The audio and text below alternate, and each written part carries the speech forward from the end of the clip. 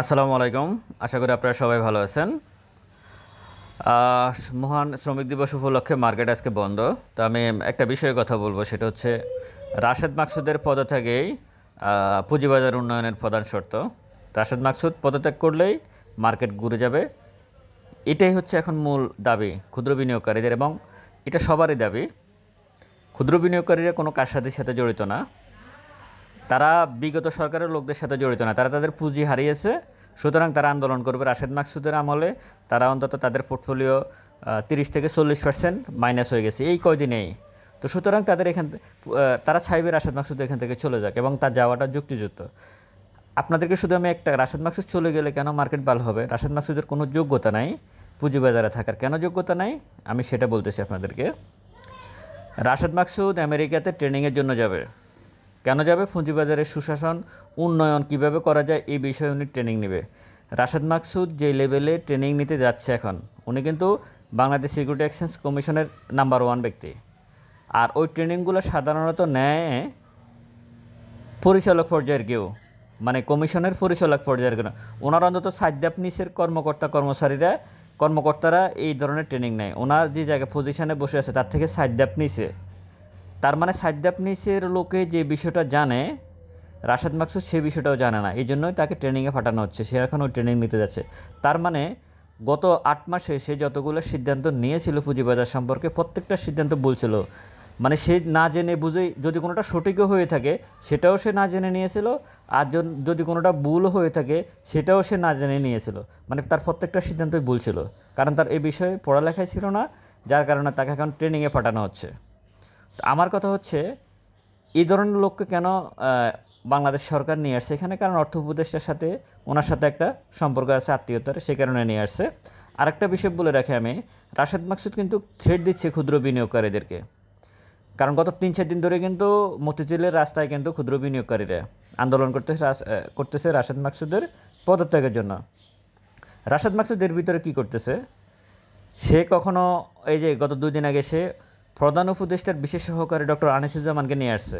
এটা আনছে, আমাদের ধারণা ছিল হয়তো এই ভিডিওগুলো আপনারা শেয়ার করবেন, কারণ এই ভিডিওগুলো শেয়ার করলে হবে কি, অনেক বিনিয়োগকারীর কাছে তথ্যগুলো যাবে। এগুলো জানা জরুরি। টেলিভিশনগুলো এই ধরনের তথ্যগুলো দেয় না, টেলিভিশনগুলো এই ধরনের তথ্য দেয় না আপনাদেরকে। তো সে কী করছে? ডক্টর আনিসুজ্জামানকে নিয়ে আসছে, এনে সে বুঝাচ্ছে কি, প্রধান উপদেষ্টার সচিব, মানে ডক্টর ইউনূসের সচিব, ব্যক্তিগত মনে হয় সচিব উনি ক্ষুদ্র বিনিয়োগকারীদেরকে বোঝাচ্ছে যে তোমরা রাস্তায় যত আন্দোলন করো কোনো লাভ নাই, কারণ আমার সাথে প্রধান উপদেষ্টার সাথেও যোগাযোগ আছে সরাসরি, যার কারণে তার সচিবকে আমি নিয়ে আসছি। এগুলো হচ্ছে কি, মানে থ্রেট দেওয়া। থ্রেট তো সবসময় আপনি ধমকায়, গালাগালি করে, আপনি গায়ে হাত দিয়ে, আপনি চিৎকার চেঁচামেচি করে অনেক সময় যেমন থ্রেট দেওয়া, যেটা গ্রাম অঞ্চলে বেশি চলে, কিন্তু ভদ্র মানুষের, শিক্ষিত মানুষের থ্রেট চলে অন্যভাবে। তারা এইভাবে থ্রেট দেয় না। তারা কীভাবে দেয়? তারা তাদের পজিশন থেকে আরও উপরের কাউকে, সর্বোচ্চ পর্যায়ের কাউকে নিয়ে আসে, বুঝে দেয় যে আমি কিন্তু আমার জায়গায় শক্ত আছে, তোমরা যত কিছুই করো কাজ হবে না। উনি কিন্তু ক্ষুদ্র বিনিয়োগকারীদেরকে এটা বোঝানোর চেষ্টা করতেছে। এর আগেও উনি অর্থ উপদেষ্টাকে সিকিউরিটি এক্সচেঞ্জ কমিশনে নিয়ে আসছে। আরে ভাই, ওনার সাথে তো যারা মার্কেট মেকার তাদের সাথে সম্পর্ক ভালো না। আচ্ছা, আপনাদের অনেকের বক্তব্য, রাশেদ মাকসুদ সব কাজ করতেছে, ভালো করতেছে। তো সব কাজ করতে গিয়ে ভালো যদি করে থাকে, তাকে এখন আমেরিকার ট্রেনিং নিতে হচ্ছে কেন পুঁজিবাজার উন্নয়নের জন্য? যে পর্যায়ে, যেটা তার সাইদ্যাপ নিচের পর্যায়ের কর্মকর্তারা এই ট্রেনিং নিতে যায়, এটা আপনারা অবশ্যই এটার ব্যাখ্যা দিবেন। আরেকটা বিষয় হচ্ছে, সে এ থেকে যেটা পাঠিয়ে দিয়েছে অনেকগুলো শেয়ারকে, যেটাতে সরাসরি কোম্পানির কোনো ক্ষতি হয় না, সরাসরি ক্ষুদ্র বিনিয়োগকারীর ক্ষতি করছে। এটা উনি ক্ষুদ্র বিনিয়োগকারীর ক্ষতি করছে। এই যে এখন আবার নতুন একটা সিস্টেম চলতেছে, কোনো শেয়ারের ইপিএস দেখা গেছে 300 গুণ 500 গুণ বাড়তেছে, আবার ওই গ্রুপের আরেকটা শেয়ারের ইপিএস 300-400 গুণ কমতেছে। আমি দেখলাম গতকালকে না গত পরশু, টেক্সটাইল খাতের 2টা শেয়ার, একটার ইপিএস অনেক হাই 300 গুণ 400 গুণ, আরেকটার ইপিএস 300-400 গুণ মাইনাস। তো এটা তো কোনো যুক্তির কথা হইতে পারে না। এটা কি কোনো যুক্তির কথা হয়? হয় না। কিন্তু একটু আপ ডাউন হইতেই পারে, কিন্তু এইভাবে হয়? এভাবে হয় না। তার মানে এখানে 2 নম্বরই হচ্ছে অডিট রিপোর্টগুলোতে, এগুলোর ব্যাপারে অনেক কী পদক্ষেপ নিচ্ছে।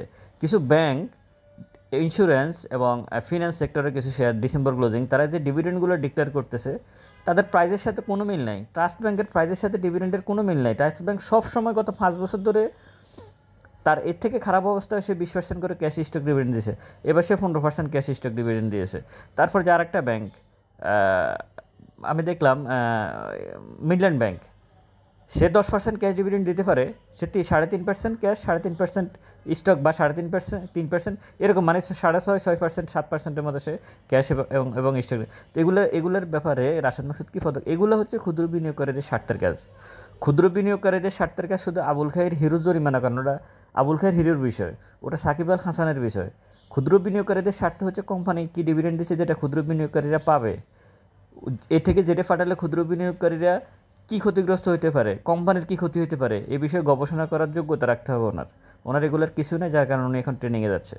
তো রাশেদ মাকসুদের এই মুহূর্তে পদত্যাগটাই হচ্ছে মার্কেটের যে মার্কেট উন্নয়নের প্রধান শর্ত। রাশেদ মাকসুদ যতক্ষণ পর্যন্ত পদত্যাগ না করবে, আমি আপনাদেরকে এটুকু বলতে পারি, মার্কেট এখান থেকে ঘুরে যাওয়ার সম্ভাবনা খুব কম। হ্যাঁ, ইন্ডেক্স অনেক পড়লে নর্মাল একটু বাড়বে, কিন্তু আপনারা যেটা মনে মনে আশা করতেছেন সেটা হবে না। সে সে যাবে না, যেহেতু এখানে সে আরও একটা ঘটনা ঘটেছে। এখন বা 2 দিন আগে গতকালকে সে সম্ভবত 21 জন বা 22 জন বা 12 জন, যাই হোক আমার এই মুহূর্তে মনে নেই, আমি ভিডিওতে বলছিলাম, কর্মকর্তাকে সে করছে, মানে বরখাস্ত করেছে ডাইরেক্ট, চাকরি শেষ। এই লোকগুলো কিন্তু আর কিছু পাবে না, কিন্তু এটা কিন্তু সরকারি চাকরি, এটা যারা তাদেরকে বরখাস্ত করছে এটা কিন্তু সরকারি চাকরি। এই বরখাস্ত করার কারণে তারা এখন আর কোনো কিছুই পাবে না, তারা একদম মানে বাচ্চা থেকে ফকির হয়ে গেল গতকালকে। সে কিন্তু এখন প্রভিডেন্ট ফান্ড বলেন, তার যা আছে কোনো কিছুই এখন আর সে পাবে না।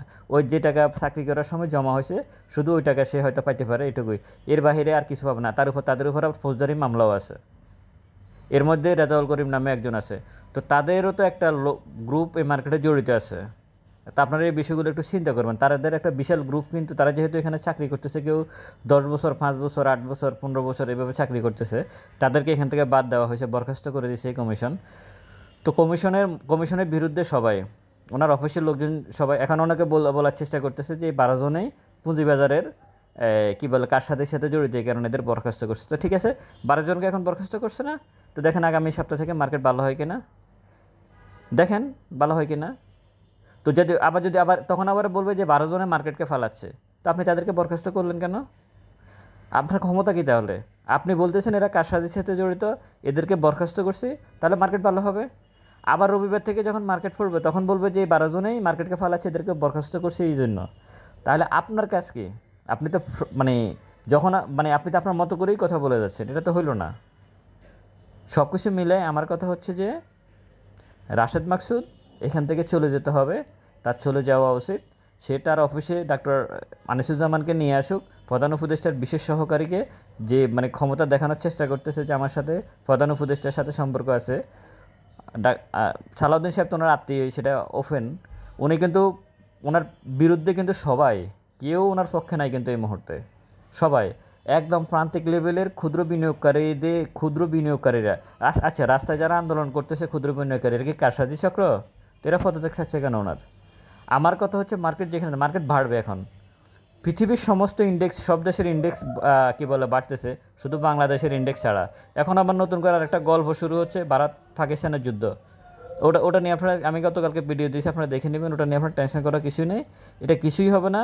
এখন নতুন আরেকটা ফ্যানিক দেওয়ার চেষ্টা করতেছে। এটার মূল বিষয়টা হচ্ছে কি, শেয়ারগুলো কেউ ছাড়তেছে না, এই কারণে যত ফ্যানিক, হয়তো এরকমও আপনারা শুনতে পারেন যে সিকিউরিটি এক্সচেঞ্জ কমিশন বন্ধ করে দেওয়া হতে পারে, আপনারা এই আসলে যা শেয়ারগুলো সেল করে দিয়ে চলে যান, এরকম একটা হয়তো বিজ্ঞপ্তিও কমিশন থেকে আসতে পারে। আসলে সমস্ত নাটের গুরু হচ্ছে রাশেদ মাকসুদ, সমস্ত নাটের গুরু রাশেদ মাকসুদ, তার সিন্ডিকেট, তার গ্রুপ। আপনারা কি মার্কেটে এখন শেয়ার সেল দিলে কেনার লোক আছে না? আছে।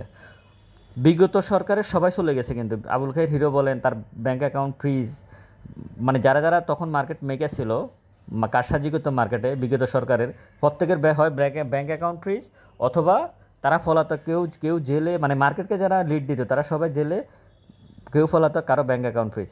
তাহলে এখন যে আপনি শেয়ার সেল দিচ্ছেন গত 8 মাস ধরে, আপনি কি শেয়ার সেল দিতে পারতেছেন না? লসে পারতেছেন। তাহলে এই শেয়ারগুলো কে কিনতেছে? এগুলা কি আবুল খায়ের হিরো কিনতেছে? না, আবুল খায়ের এখন আর শেয়ার কিনবে না।